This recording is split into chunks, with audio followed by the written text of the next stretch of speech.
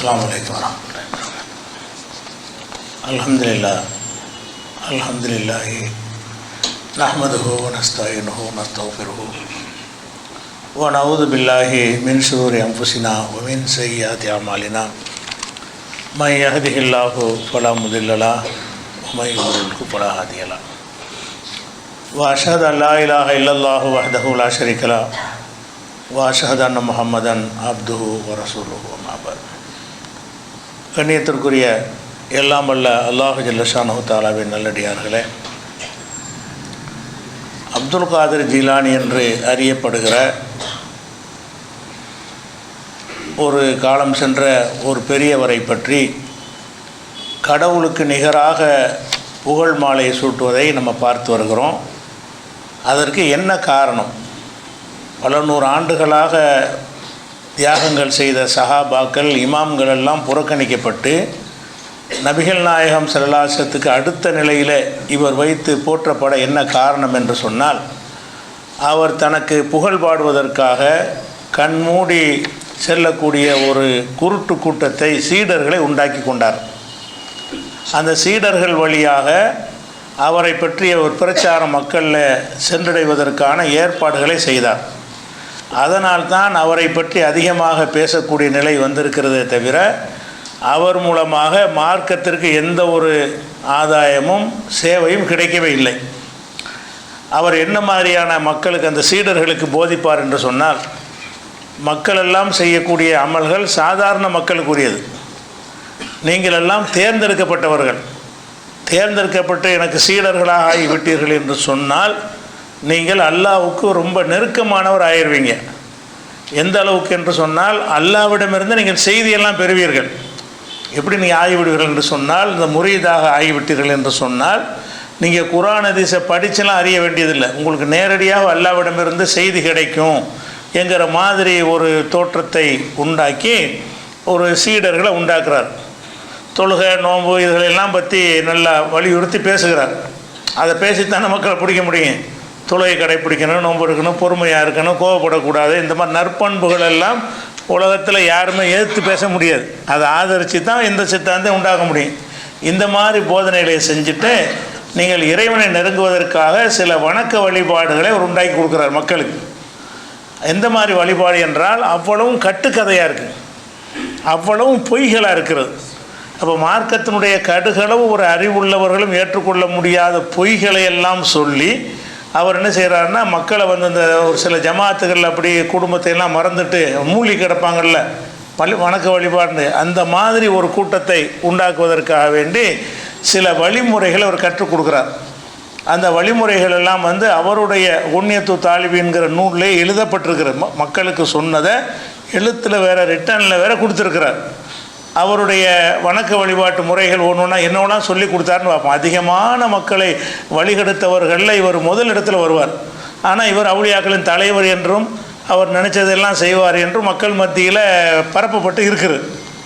உதாரணமாக என்ன செஞ்சார்ன்னு கேட்டால், ஒவ்வொரு கிழமையை சொல்லி, வெள்ளிக்கிழமை தொழுகை, வெள்ளிக்கிழமைக்குன்னு ஒரு தொழுகை உண்டாக்குறார். வெள்ளிக்கிழமை தொழுகை, சனிக்கிழமை தொழுகை, ஞாயிற்றுக்கிழமை தொழுகை, திங்கக்கிழமை தொழுகை என்று வாரத்தில் 7 நாளைக்கு 7 விதமான தொழுகையை சொல்கிறார். அது வெள்ளிக்கிழமைக்கே 2 தொழுகை, வெள்ளிக்கிழமை பகல் தொழுகை, வெள்ளிக்கிழமை இரவு தொழுகை, சனிக்கிழமை பகல் தொழுகை, சனிக்கிழமை இரவு தொழுகை என்று சொல்லி ஒவ்வொரு கிழமைக்கும் விதவிதமான தொழுகைகளை இவர் வந்து மக்களுக்கு சொல்கிறாரு. இந்த தொழுகைகளை எல்லாம் எங்கேருந்து எடுத்தார், ரசூலுல்லாஹ் சொன்னதாக அதுக்குரிய சனது என்ன, அறிவிப்பாளர் யார், எந்த நூலில் இருந்து எடுத்தாருன்னா எந்த நூலில் இல்லை, இவராக தான் இட்டு கட்டுறார். இவராக நபியின் பேரில் இட்டு கட்டி சொல்கிறார். அவர் என்னென்ன மாதிரி சொல்லியிருக்காருன்னு பார்ப்போம். அதெல்லாம் தெரிஞ்சுக்கிறதுக்காக தான். அவர் அதை பார்த்தோன்னு உங்களுக்கு தெரிஞ்சுன்னு, இப்படிப்பட்ட ஒரு ஆலையாக போய் அவுலியாக்களின் தலைவருங்கிறாங்க, இப்படிப்பட்ட ஒரு ஆலையை அல்லாஹ் ரசூல் மொஹிதீன்கிற அளவுக்கு வச்சுருக்கிறாங்கன்னு சொல்லி என்ன செய்வீங்க, நீங்களே ஆச்சரியப்படுவீங்க. புகழ்ந்து பாராட்டுறாங்கல்ல, அவங்களே வைக்கப்படுவாங்க. அந்த மாதிரியான விஷயங்களை தான் அவர் சொல்லியிருக்கிறார். உதாரணமாக என்ன செய்கிறாருன்னு கேட்டால், ஞாயிற்றுக்கிழமை தொழுகை தலைப்பு போடுறார். ஞாயிற்றுக்கிழமைக்கு தொழ வேண்டிய தொழுகை, அது ஞாயிற்றுக்கிழமை தொழுகை என்னன்னு கேட்டால், மன்சல்லா யௌமல் அஹதி பாத சலாத்தி லுஹரி அர்பா ரக்காத்தின் பாதல் ஃபரீலத்தி ஒரு சுன்னத்தி. லுஹர் தொழுகையில் கடமையான தொழுகையை முடித்துவிட்டு, லுஹர் தொழுகையில் சுன்னத்தான தொழுகையை முடித்துவிட்டு ஒரு 4 ரக்காத்து நீங்கள் தொழுகணும். ஞாயிற்றுக்கிழமை தொழுகை அது. ஒவ்வொரு ஞாயிற்றுக்கிழமை வந்துச்சுன்னா ஸ்பெஷலாக ஒரு தொழுகை இருக்குது. என்ன தொழுகை? ஃபர்லு தொழுகையை லொஹருடைய ஃபர்லு தொழுகையை முடித்து விட்டு லொஹருடைய பின் சுன்னத்தை முடித்து விட்டு ஒரு 4 ரக்காத்து தொழுகணுமா. அதில் முதல் ரக்காத்தில் அல்ஹம்து சூறாவும் ஹாமீம் தன்சீல் சஜிதாங்கிற சூறாவும் ஓத வேணும். ரெண்டாவதில் அல்ஹம்து சூறாவும் தபாரக் அல்லதி ஓத வேண்டும். அதுக்கப்புறம் அத்தஹியாத்து ஓதி சலாம் கொடுத்துடணுமா. 4 ஆயிடுச்சா. அப்புறம் சும்மா போய் சொல்லி ரக்காத்தைன்னு உஹ்ரைனு இன்னும் ஒரு 2 ரக்காத்தை ஒரு தொழ வேண்டும். தொழுது என்ன செய்யணும்? அதில் அல்ஹம்து சூறாவும் சூரத்துல் ஜுமா மொத்தம் 6 ரக்காத். ஞாயிற்றுக்கிழமைக்கு என்று சிறப்பாக 6 ரக்காத் தொழ வேண்டும் என்று உலகத்தில் உள்ள 72 கூட்டத்தில் யாராச்சும் அதை சுன்னத்தாக்கி வச்சுருக்கிறாங்களா? ஹதீஸில் இருந்துச்சுன்னா எந்த கிட்ட மதுஹபிலையாவது சொல்லியிருக்கணும்ல. மதுஹபிலையாவது ஞாயிற்றுக்கிழமை தொழுகை தொழுகை நீங்கள் கேள்விப்பட்டிருக்கிறீங்களா? எந்த ஒரு அறிஞரும் சொல்லாத, யாரும் ஏற்றுக்கொள்ளாத ஒரு புது தொழுகையை ஒரு 6 ரக்காத்தை உண்டாக்கிட்டு இதை செய்வானேயானால் கான ஹக்கன் அலல்லாஹி எக்லிய ஹாஜத்தஹு, அவனுடைய தேவையை நிறைவேற்றுவது அல்லாஹ்வுக்கு கடமையாகிவிடும். இப்படி செஞ்சு வந்தான்னு சொன்னால் அவன் எந்த தேவையாக இருந்தால் அல்லாஹ் நிறைவேற்றுவான். யுப்ரிஹு மிம்மா கானத்தின் நசாரா அலைஹி, நசாராக்கள் எந்த கொள்கையில் இருக்கிறார்களோ அந்த கொள்கைக்கு செல்லாமல் அல்லாஹ் அவனை காப்பாற்றிடுவான். நசாரா கொள்கைக்கு நீங்கள் போகக்கூடாதுன்னு சொன்னீங்கன்னா ஞாயிற்றுக்கிழமை தொழுகையை தொழுவோம். ஞாயிற்றுக்கிழமைக்குன்னு ஒரு ஸ்பெஷல் தொழுகை. என்ன தொழுகை? 4+2 ரக்காத் தொழுகை தொழணுங்கிறார். இது எங்கேயாவது சனது இருக்குதா, அறிவிப்பாளர் இருக்குதா, ஏதாவது கித்தாப்புகள்? ஒன்றுமே கிடையாது. இவர் 600 வந்த ஒரு ஆள். 600 ஆண்டுகளாக எழுதப்பட்ட நூல்களில் இல்லாமல் இவருக்கு எங்கேருந்து இது கிடைச்சி? இப்படி ஒன்று ரசூல்லா சொன்னாங்கன்னு ஒரு போட்டுக்கிறார். இப்படி ரசூல்லா சொல்லியிருக்கிறார்கள்னு சொல்லி தான் இந்த ஞாயிற்றுக்கிழமை தொழுகையை அறிமுகப்படுத்துகிறார். அப்போ ரசூல் ஸல்லல்லாஹு அலைஹி வஸல்லம் ஞாயிற்றுக்கிழமை ஒரு கூட்டத்தை உண்டாக்குனார். அதுக்கு கற்றுக் கொடுத்த ஒரு தொழுகை. அதுக்கப்புறம் என்ன செய்கிறாருன்னா திங்கக்கிழமை தலைப்பு அடுத்து சலாத்து யோமில் இஸ்னைன், திங்கக்கிழமை தொழுகை என்னென்னு கேட்டால் சூரியன் உச்சிக்கு வரும்போது இறுதி சூரியன் உதயமாகும்போது ரக்காத்தனை 2 ரக்காத்து சொல்லணுமா. ஒவ்வொரு ரக்காத்துலையும் அல்ஹம்து சூரா ஒரு தடவையும் ஆயத்துல் குர்சி ஒரு தடவை ஓதணுமா. குல்ஹுவல்லாஹு ஒரு தடவை ஓதணுமா. குல்லாவது ரப்பில் ஃபலக் ஒரு நாசு ஒவ்வொரு தடவை ஓதணுமா ஒவ்வொரு ரக்காத்துலையும். இப்படி ஓதிவிட்டு சலாம் கொடுத்து விட்டு 10 தடவை இஸ்திக்ஃபார் செய்யணுமா. அதுக்கப்புறம் 10 தடவை ரசூலுல்லாஹ்வுக்கு ஸலவாத் சொல்லணுமா.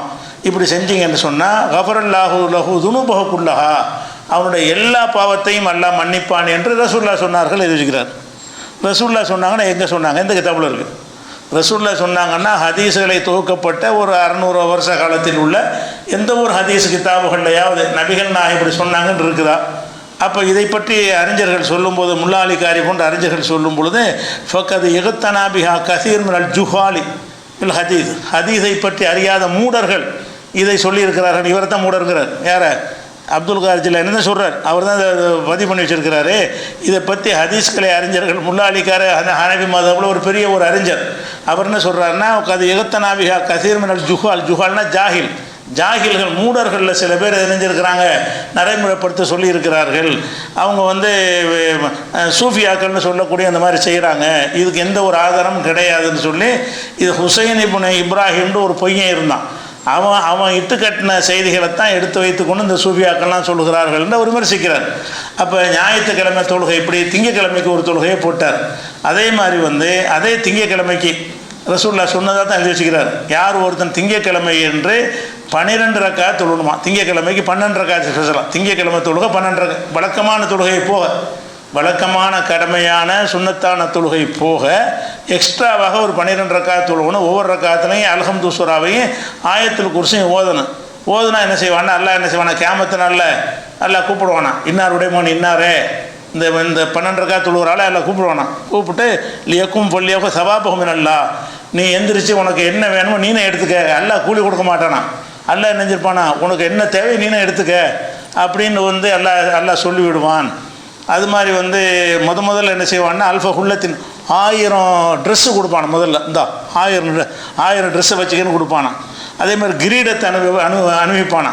அணிவிச்சு உதுகுல் ஜன்னா, சொர்க்கத்துக்கு போ அப்படின்னு சொல்லுவானா. சொர்க்கத்துக்கு அவர் போகும்போது 1,00,000 மலக்கு அவனை வரவேற்பாங்களாம். இந்த மாதிரி ஆளுக்களை 12 ரக்காத் தொழுது என்ன செய்வாங்களாம், சொர்க்கத்தின் வாசலில் 1,00,000 மலக்கு நிற்பாங்களாம். வாங்க வாங்க வாங்கன்னு அவனை கூப்பிடுவாங்க. ஒவ்வொரு மலக்கு கையிலையும் ஹதியா வேறு இருக்குமா, அவர் கொடுப்பதற்கு அன்பளிப்பு வச்சுக்கிட்டு இருப்பாங்களாம்.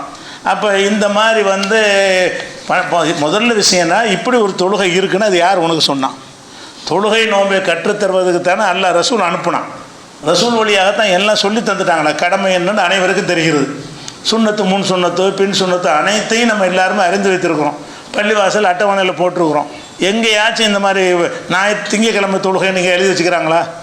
திங்கக்கிழமை 12 தொழுவுங்க இந்த மாதிரி ஓதுங்க இருக்குதா? ஹதீஸில் கிடையாது. அப்போ ரசூல் ஸல்லல்லாஹு அலைஹி வஸல்லம் சொல்லாத ஒன்றை திங்கக்கிழமை தொழுகைன்னு ஒன்று உண்டாக்குறார். திங்கக்கிழமைக்கு 12 தொழுதுறணும். அதுக்கப்புறம் வந்து செவ்வாய்க்கிழமை தொழுகை. செவ்வாய்க்கிழமை என்ன செய்யணும்னு கேட்டால் சூரியன் உச்சிக்கு வரும்போது தடுக்கப்பட்ட நேரம் இருக்குல்ல அப்போ தொழுவணுமா. எப்போ 12 என்ன செய்யுமா? மன்சல்லா யோமசல்ல சுலசாய் அஷரக்காத்தில் இந்த இன்திசாஃபின் நகர் சூரியன் உச்சிக்கு வரும் பொழுது, அதாவது எந்த நேரத்தில் தொழுவது தடுக்கப்பட்டிருக்குதோ அந்த நேரத்தை சொல்கிறார். சூரியன் உச்சிக்கு வரும் பொழுது யார் வந்து 10 ரக்காத்து தொழுகிறாரோ அது அவர் என்ன செய்வார்னா ஒவ்வொரு ரக்காத்திலையும் அல்ஹம்து சூராவையும் ஆயத்துல் குர்சியையும் குல்ஹுவல்லா சூரா 3 தடவை ஓதினார்னு சொன்னால் லம் துக்தப் அலைஹி ஹத்தியத்துன் இலா 70 யௌமா. ஒரு தொழுதுட்டார்னு ஒரு செவ்வாய்க்கிழமை தொழுதார்னு வைங்க 70 நாளைக்கு எதுவுமே பதிவு செய்யப்படாதவர். ஒரு தொழுதுற வேண்டிய செவ்வாய்க்கிழமை தொழுதுற வேண்டிய 70 நாளைக்கு என்ன ஆட்டம் வேணாலும் போடலாம், எந்த தவறும் பதிவு ரெக்கார்டாக்கப்படாதான். எவ்வளோ நாளைக்கு? 70 நாளைக்கு. அப்போ லம் துக்தப் அலைஹி ஹத்தியத்துஹு இலா 70 யௌமா 70 நாளைக்கு வந்து அவனுக்கு தீமைகள்லாம் எழுதப்படவே செய்யாது. அதே மாதிரி வந்து அவன் இறந்துட்டான்னு சொன்னால் 70 நாளைக்குள்ளே இறந்து விட்டான் என்று சொன்னால் மாத்த ஷஹீதன், ஷஹீதா மரணிக்கிறான். இந்த செவ்வாய்க்கிழமை தொழுகையை தொழுதுப்புட்டு ஒரு 70 நாளைக்குள்ள மௌத்து வந்துருச்சுன்னு வைங்க, அவன் ஷஹீது தான், ஷஹீதாக மரணிக்கிறார். விஹ்ரலகு துனூபு சமீன சனா 70 ஆண்டுடைய பாவங்கள் வரை மன்னிக்கப்படுகிறது அப்படின்னு சொல்லி எல்லாம் 70 நாள் 70 வருஷம் இப்படிலாம் போட்டு வச்சுருக்கு. இந்த மாதிரி செவ்வாய்க்கிழமை தொழுகை உனக்கு சொல்லி தந்தது யார்? இப்படி தொழுவணும்னு ரிட்டனில் எழுதி கூப்பிடுறார். அவருடைய சீடர்களுக்கு வந்து இதைத்தான் பாடமாக நடத்துகிறார். அப்போ எந்த ஒரு ஹதீஸ்களை அறிஞர்களாவது இப்படி சொல்லி நமக்கு பார்த்துருக்கோமா? ஹதீஸுகளில் விட்டு அடித்தா கண்டிப்பாங்க. அறிஞர்னு பேர் எடுத்தவங்கள ஏன்டா பொய் சொல்கிறீங்க, நபியின் பேரில் எதுக்குடா பொய் சொல்கிறீங்க, வணக்க வழிபாடுகளில் எல்லை மீறி போகிறத ரசூல் அவ்வளோ கண்டிச்சிருக்கிறாங்க. இப்போ பாலம் தொழுதுகிட்டு இருக்கிறது, பார்த்தா நோன்பு வச்சுக்கிட்டு இருக்கிறது, இதெல்லாம் ரசூலை கடுமையாக கண்டிக்கிறாங்க. சில சகாபாக்கள் ராத்திரி பூரா நின்று தொழுவாங்க, அதை ரசூலை கண்டிக்கிறாங்க. மனைவிக்கு செய்கிற கடமை இருக்குது, கண்ணுக்கு செய்கிற கடமை இருக்குது, இப்படிலாம் மூலிகை கிடக்கூடாது. இப்படி ஒரு நேர்மையான ஒரு மார்க்கத்தில் வந்து என்ன செய்கிறார் இவர்? ஒரு புது இந்த தரீக்காங்கிற ஒன்றை இவர் தான் உண்டாக்குறார். இந்த சூஃபியாக்கள்ங்கிற ஒரு விஷயத்தை உண்டாக்கி இவர் செவ்வாய்க்கிழமை தொழுகை அப்படி சொல்கிறார். அதே மாதிரி வந்து புதன்கிழமை தொழுகைன்னு ஒன்று இருக்குதான். புதன்கிழமை தொழுகை என்னென்னா 12 ரக்காத் தான். அது வந்து சூரியன் உதித்த உடனே என்ன செய்யணுமா? 12 ரக்காத் தொழணுமா. ஒவ்வொரு ரக்காத்துலையும் அல்ஹம்து சூரா ஆயத்துல் குர்சி குல்ஹுல்லாஹது ஒரு 3 தடவை ஓதணுமா. அது ஃபலக்கு நாச சூறாக்கள் ஒரு 3 தடவை ஓதணும். அப்படி ஓதுனா அல்லாஹ் கூப்பிடுவானா, அப்துல்லா அடியானே இஸ்தானிஃபுல் அமலை, உன்னுடைய பழைய அமல்லாம் 0 பண்ணியதான் மாதிரி யாரை புதுசாக செய்யி எல்லாம் அழிச்சிடறான்லாம். அதை அந்த மாதிரி செஞ்சுட்டாருன்னு சொன்னால் அவருடைய தவறுலாம் அழிஞ்சு போயிடுமா. ஒரு வந்து இந்த புதன்கிழமையை தொழுகையை தொழுதுட்டாருன்னு சொன்னால் அவனை நோக்கி எல்லாம் சொல்லுவானா, இஸ்தானிஃபுல் அமல், நீ ஃப்ரெஷ்ஷாக மாதிரி அமல் செய்ய ஆரம்பி, ஏன்னா பல செயல்லாம் அழிக்கப்பட்டுருச்சு, கெட்ட செயல்கள்லாம் உனக்கு அழிக்கப்பட்டு விட்டதுன்னு எல்லாம் சொல்லிடுவான். அது கஃபரலக்க மாத்த கத்தம் தம்பிக்க, உன்னுடைய பாவங்களில் எதெல்லாம் முந்தி விட்டது அதை எல்லாத்தையும் எல்லாம் மன்னிச்சிட்டான். இந்த நிற்கிற ரசூல்லாவுடைய சொல்லி இருந்தால் நம்ம ஏற்றுக்கணும், அது ஒரு விஷயம். இப்படி ஒன்றை ரசூல்லா சொன்னார்கள் என்று சொல்வதாக இருந்தால் எங்கேருந்து எடுத்த? அதே மாதிரி அவருக்கு வந்து ஒரு நபியுடைய அமல் நபியின் ஒரு நபியுடைய அமல் அவனுக்கு அன்றைக்கு எழுதப்படும். செவ்வாய்க்கிழமை தொழுகையை தொழுவிட்டான் என்று சொன்னால் நபியின் அமல் இந்த மாதிரி ஒருத்தர் சொல்லியிருந்தாருன்னா இவர் அறிஞர்னு ஏற்றுக்கிறேமா? நேர்வழி காட்டின்னு ஏற்றுக்கிற முடியுமா? இந்த மாதிரி செய்கிறவர்கள்லாம் மக்களை வழிகெடுக்கிறாங்க, விதத்தை உண்டாக்குறாங்கன்ட்டு மற்ற அறிஞர்கள்லாம் எழுதி வைத்து என்ன செய்கிறாங்க, கண்டிச்சுட்டு போயிருக்கிற விஷயத்தை இவர் என்ன செய்கிறார்? பிற்காலத்தில் வந்து இந்த சீடர்களை உண்டாகி கேள்வி கேட்கக்கூடாது. ஏன் கேள்வி கேட்கக்கூடாதுன்னு சொன்னால் இப்போ விளங்குது அர்த்தம்? இதெல்லாம் கேட்டுருவாங்க, எங்கள் சனது என்னென்னு கேட்டுருவாங்கல்ல, அதுக்கு தான் ஷேக்கு சொன்னால் வாயத்து வந்து இதை கேட்கக்கூடாது. ஷேக்கு சொல்கிறது அப்படி நம்பணும் முதல் பேசிக் அழகாக போட்டுவிட்டார். ஷேக்கு என்ன சொன்னாரோ அதுக்கு எதிர்த்து கேட்கக்கூடாது. தப்பாக இருந்தால் கூட நீ சுட்டி காட்டக்கூடாது அப்படின்னு சொன்ன காரணத்தினால இருக்கிறவன்னா தலையத்திலே ஆட்டிக்கிட்டு இருப்பாங்களே தவிர அவங்க கேள்வியே கேட்க மாட்டாங்க. இப்படி ஒரு புதன்கிழமை தொழுகை. அதுக்கப்புறம் வந்து வியாழக்கிழமை தொழுகைன்னு உண்டாக்குறாரு. வியாழக்கிழமை எப்படின்னா லொஹருக்கும் அசருக்கும் மத்தியில் 2 ரக்காத் தான். அது இதெல்லாம் எங்கேருந்து எடுக்கிறான்னு பாருங்கள். லொஹருக்கும் அசருக்கும் மத்தியில் வியாழக்கிழமை தேதி குறித்து வச்சு என்ன செய்யணும், வியாழக்கிழமை வந்தால் லொஹர் அசருக்கு மத்தியில் 2 ரக்காத் தொழுவணும். அதில் அல்ஹம்து சூரா 1 தடவை ஓதணுமா, ஆயத்துல் குர்சி வந்து 100 தடவை ஓதணுமா.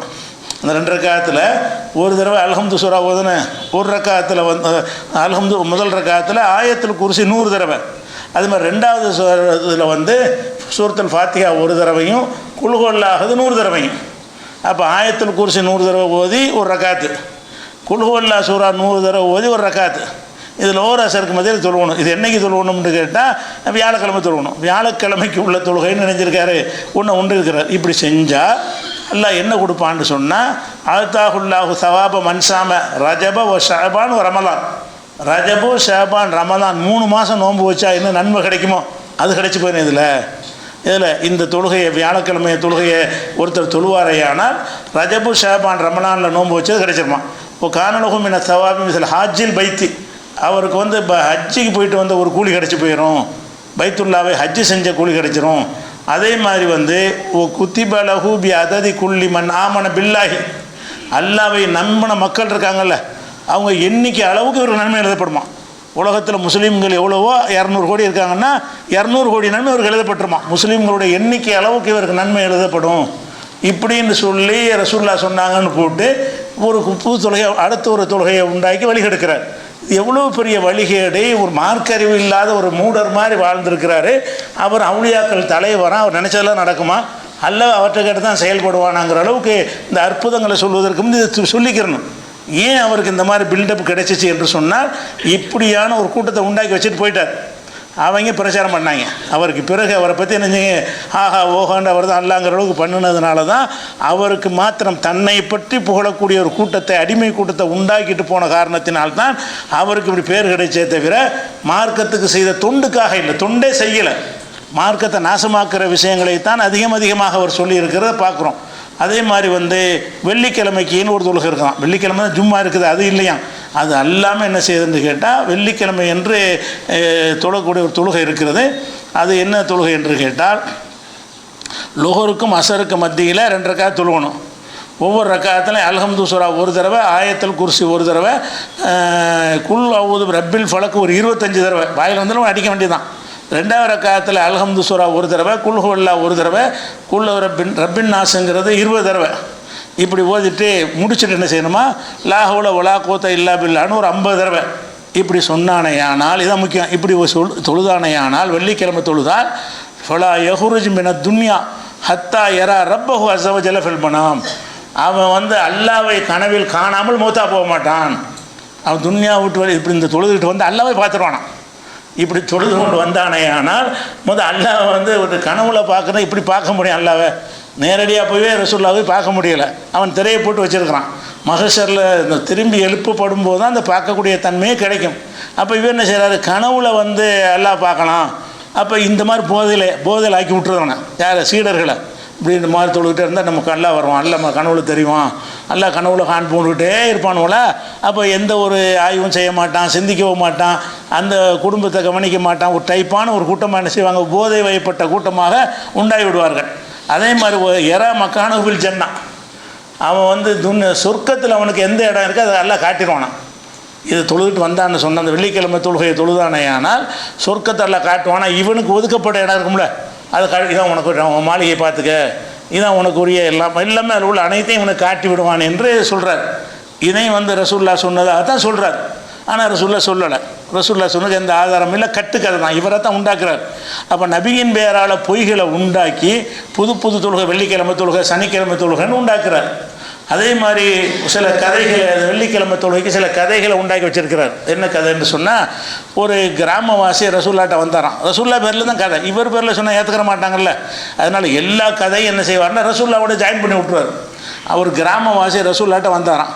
வந்து என்ன செஞ்சாலும் அவர் கேட்டார், அல்லாஹ்வுடைய தூதரே, நாங்கள் மதீனாவிலேருந்து ரொம்ப தொலைவில் இருக்கிறோம், ஒவ்வொரு ஜும்மாவுக்கும் நாங்கள் வர முடியாது, ஜும்மாவுக்கு வர முடியாமல் இருந்தால் நாங்கள் என்ன செய்வது? உள்ளூரில் உள்ளவங்க ஜும்மாவுக்கு வந்துடுவாங்க, தூரந்துறையில் உள்ளவங்க வர முடியாது, நாங்கள்லாம் அந்த மாதிரி கேட்டகரியில் இருக்கிறோம், நாங்கள் ஜும்மாவுக்கு வர முடியவில்லை என்றால் நாங்கள் என்ன செய்வது என்று ஒரு கிராமவாசி கேட்டாராம்.